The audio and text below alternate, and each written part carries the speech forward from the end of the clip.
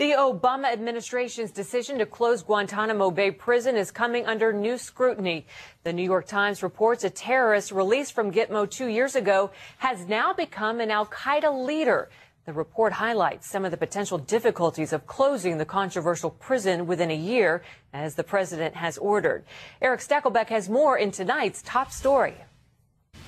Saeed Ali al-Shiri was supposed to change his ways after being released from Guantanamo Bay in 2007. He returned to his native Saudi Arabia and underwent a so-called terrorist rehabilitation program run by the Saudi government.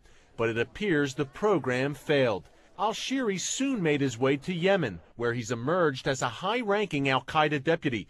Al-Shiri is suspected of involvement in September's deadly bombing of the U.S. Embassy in Yemen, which killed 16 people.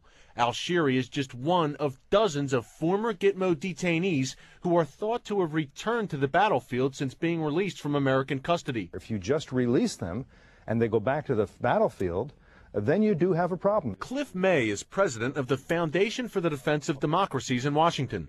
He questions what the U.S. will do with the 248 detainees now at Guantanamo. If the prison is closed within a year, as President Obama has promised, will they be handed over to foreign governments or released altogether? Or could they be tried in American courts? It's even worse if you have to bring them back to the U.S.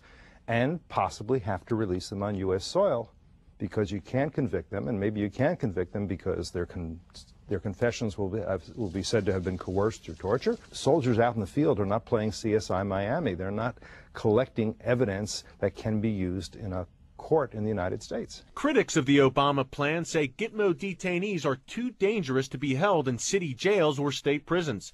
But one White House military official says the time is long past due to close Gitmo. We need to fight this battle on our battleground, which is the rule of law and support for human rights.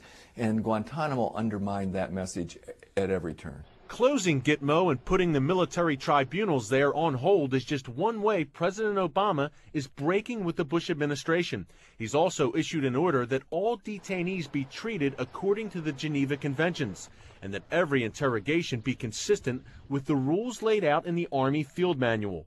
Lastly, he's ordered the CIA to close its secret prisons for terrorist suspects around the world. Now, President Obama says that without exception, interrogators will abide by the Army Field Manual and avoid techniques like waterboarding that some call torture. Wendy? Well, Eric, what are some of the problems with releasing the detainees to foreign governments like we saw with Saudi Arabia? Well, Wendy, you have governments like Saudi Arabia, like Yemen, for instance, that are considered U.S. allies. But look, Saudi Arabia is a hotbed of Islamic extremism, as Cliff May pointed out in our interview for the story. Saudi Arabia, in these rehabilitation programs, they're telling these guys, hey, look, don't attack us. Don't attack the Saudi kingdom. But that doesn't mean they're telling them not to attack the other infidels in Europe, in America, in Israel, and elsewhere. So that's a problem. Yemen's another country. Several detainees have been sent to Yemen.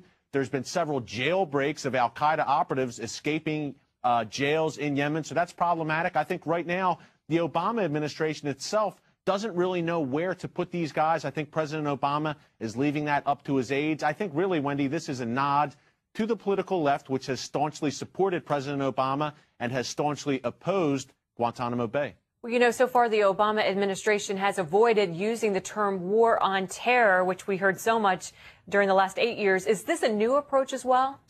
Well, Wendy, I look at this as kind of a progression of the Bush administration's use of terminology. As I reported here on CBN News a few months ago, the Bush administration had basically done away with terms like jihad, like Islamo-fascist, like Islamic terrorist, and started moving more towards using terms like violent extremists and radicals. So it's going to be interesting to see how the Obama administration uses this terminology. Not even using the words war on terror seems like a real stretch, but we have seen authorities in Britain do away with the term war on terror as well. It's going to be interesting to see how this progresses, because we know President Obama has made clear he's definitely going to do more outreach to the Muslim world.